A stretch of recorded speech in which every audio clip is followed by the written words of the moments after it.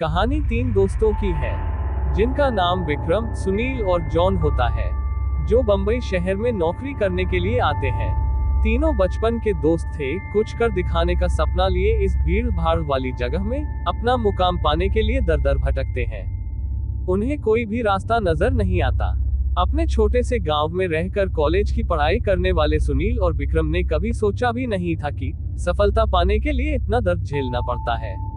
वहीं जॉन अपने पापा के बिजनेस में पहले से ही संघर्ष कर चुका था, जिस वजह से उसे इन सब चीजों की आदत सी हो गई थी। जॉन अच्छे से जानता था कि सफलता इतनी आसानी से नहीं मिलेगी, क्योंकि उसने अपने पापा को दिन रात मेहनत करते हुए देखा था। तभी तीनों को सुबह से भटकते भटकते शाम हो जाती है, लेकिन न कोई नौकरी और न ही कोई रहने का ठिकाना उनके हाथ लगता। तीनों मायूस होकर एक छोटे से होटल में खाना खाते हैं। दरअसल उनके पास कोई खास पैसे भी नहीं होते। वह तो सिर्फ अपनी एक दो दिन की व्यवस्था बनाकर निकले थे। उन्हें लगा था कि आते ही उनके साथ कोई चमत्कार होगा और उनको नौकरी मिल जाएगी। तीनों एक बिल्डिंग के पास पहुंच जाते हैं। कुछ देर बाद सभी बिल्डिंग के गेट के पास बैठ जाते हैं। एक दो घंटा बैठे हुए गुजर जाते हैं। तभी बिल्डिंग के चौकीदार की नजर उन पर पड़ती है और वह जोर की आवाज में उन्हें डांटते हुए कहता है, कौन हो तुम लोग, यहाँ क्यों बैठे हो? तीनों अजनबी शहर में किसी को पहचानते नहीं और न ही उनका कोई ठिकाना है। तीनों अपनी जगह पर जल्दी खड़े हो जाते हैं और अपनी बात चौकीदार को बताते हैं। चौकीदार को तीनों की हालत देखकर उन पर तरस आता है। उसे एहसास होता है कि कुछ सालों पहले ऐसे ही वह काम मांगने आया था। तब किसी ने उसे सहारा दिया था और आज कम से कम वह इतने बड़े शहर में छोटे से काम के साथ जीवन यापन कर पा रहा है। जॉन उन तीनों में थोड़ा समझदार होता है। वह चौकीदार से कहीं रहने के जुगाड़ की बात कहता है, क्योंकि उसे पता है कि अभी उनकी हालत किराया देने की नहीं है, तो उन्हें कोई किराया से कमरा क्यों देगा। तभी चौकीदार अपने एक दोस्त से फोन पर बात करता है, जो वहीं से कुछ ही दूर बंगला नंबर 17 में साफ सफाई का काम करता है। चौकीदार अपने दोस्त को सारी बात बताता है।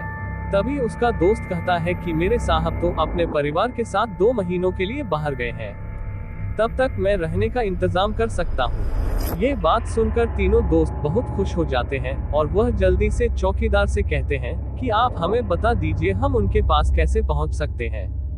चौकीदार कहता है कि वह बंगला थोड़ा दूर है, रात को वहाँ कोई टैक्सी ऑटो भी नहीं मिलेगा। आज तुम लोग यही सो जाओ, कल सुबह हम साथ चलेंगे।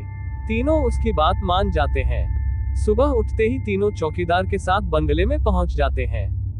बंगले की खूबसूरती देखकर तीनों दोस्त हक्का बक्का रह जाते हैं। उन्हें यकीन ही नहीं होता कि उन्हें इतने अच्छे बंगले में रहने का मौका मिलेगा। बंगले का नौकर तीनों दोस्तों को गेस्ट रूम में ले जाता है। तीनों दोस्त रूम में पहुंचकर राहत की सांस लेते हैं। जल्दी से तीनों नहाकर तैयार हो जाते हैं और काम की तलाश में निकल जाते हैं। अब रहने का तो ठिकाना लग चुका था, तलाश थी केवल अच्छे काम की, जिससे उनका गुजारा चल सके। लेकिन आज भी उनके साथ वही होता है। सुबह से शाम हो जाती है, लेकिन तीनों हताश होकर वापस अपने स्थान आ जाते हैं। नौकर तीनों के लिए खाने का इंतजाम करके रखता है, जिससे उन्हें बहुत ही राहत मिलती है। आज तीनों दोस्तों के लिए बंगले की पहली रात होती है। रात को 12 बजते ही अचानक विक्रम की नींद खुल जाती है और वह अपने आप को बंगले के तहखाने में पाता है, जहां पुराना सामान इकट्ठा करके रखा हुआ था। उसे समझ में नहीं आता कि वह यहाँ कैसे पहुंचा। तभी वह घबराहट में अपने दोस्तों को आवाज लगाता है, लेकिन किसी को कुछ सुनाई नहीं देता। तभी उसके कानों में सब कुछ सुनाई देना बंद हो जाता है और सिर्फ एक औरत के रोने की आवाज जाती है। विक्रम चिल्लाकर पूछता है, कहाँ हो तुम, क्यों रो रही हो? अगले ही पल विक्रम अपने बिस्तर में होता है। वह डर के कारण पसीने से लथपथ हो जाता है। वह अपने दोस्तों को जगाता है।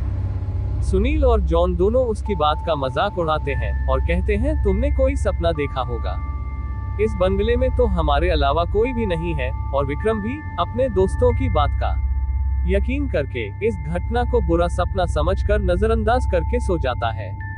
सुबह उठते ही तीनों दोस्त फिर से तैयार होकर काम ढूंढने निकल पड़ते हैं, लेकिन जैसे ही वह बंगले के गेट से बाहर निकलते हैं, अचानक कोई औरत आकर विक्रम को चिट्ठी देती है, जिसमें लिखा होता है, तुम इस पते पर जाओ तो काम मिल जाएगा। और औरत अचानक भागते हुए उनकी नजरों से ओझल हो जाती है। तीनों दोस्त सोच में पड़ जाते हैं कि हमें काम की जरूरत है। यह इस औरत को कैसे पता, लेकिन तीनों को काम की बहुत जरूरत होती है। उन्हें लगता है कि भगवान ने उनकी मदद करने के लिए किसी को भेजा होगा, और तीनों उसी दिशा में आगे निकल जाते हैं जहां का पता उस कागज में लिखा होता है। यहां पहुंचते ही उन्हें एक बहुत ही बड़ी बिल्डिंग दिखाई देती है। दरअसल ये बहुत बड़ी कंपनी होती है, और तीनों कंपनी के गेट पर पहुंचते हैं और वहां के सिक्योरिटी गार्ड को चिट्ठी दिखाते हैं।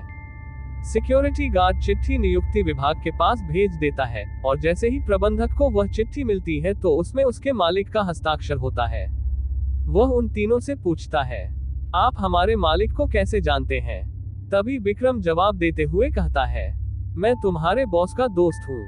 अब प्रबंधक के पास इनको काम न देने के अलावा कोई विकल्प नहीं होता।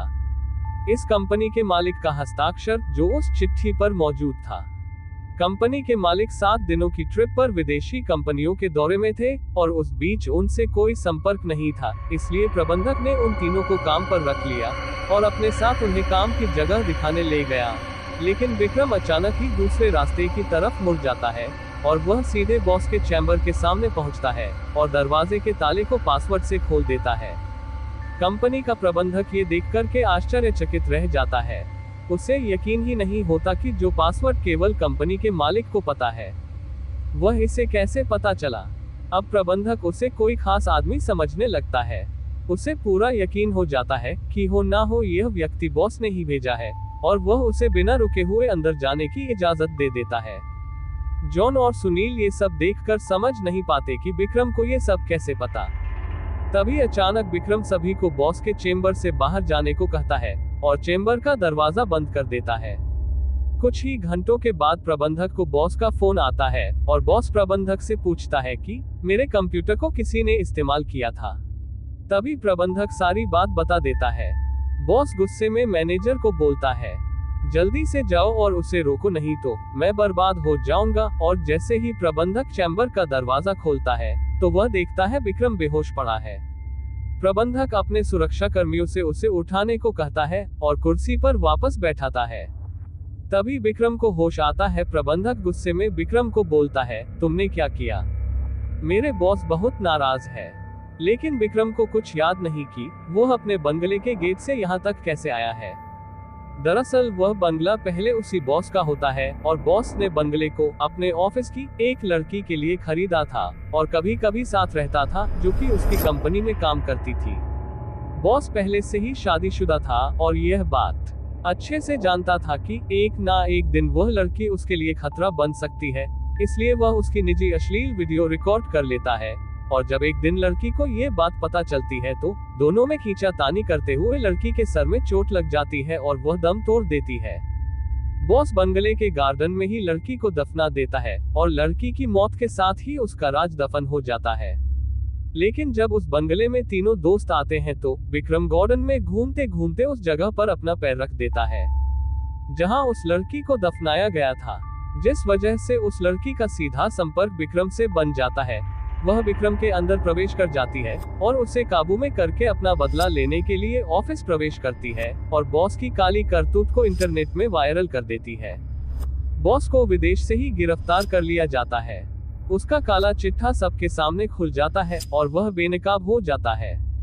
उस लड़की ने मरने के बाद भी अपना बदला ले लिया था, अब शायद उसकी आत्मा को शांति मिल जाएगी। तीनों दोस्त उस बंगले को बुरा सपना समझकर भूल जाते हैं, और इस दर्दनाक भूतिया कहानी का अंत हो जाता है। दोस्तों, कहानी अच्छी लगी हो तो प्लीज चैनल को सब्सक्राइब कर दो।